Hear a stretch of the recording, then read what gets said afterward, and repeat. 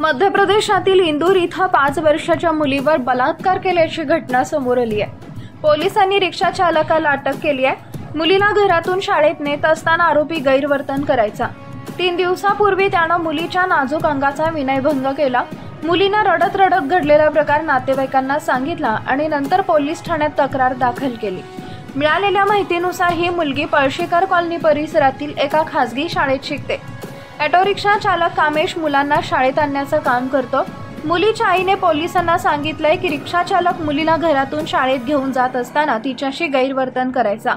तो मुलीचे कपडे उघडायचा आणि मुलीनं विरोध केल्यावर तो मुंग्या काढतोय असं म्हणायचा। हे कृत्य आरोपी अनेक दिवसांपासून करत होता। 23 जुलै रोजीही त्यानं असंच कृत्य केलं। मुलीला खूप वेदना होत होत्या। तिच्या आईने तिला विचारले असता तिनं सांगितले की ऑटो चालक काकांनी असं कृत्य केलं।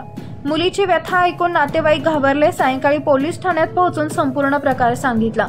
पोलिसांनी तत्काळ FIR नोंदवून आरोपीला अटक केली आहे। या प्रकरणी पोलीस त्याची चौकशी करत आहेत। या घटनेनंतर मात्र मुलगी घाबरली आहे।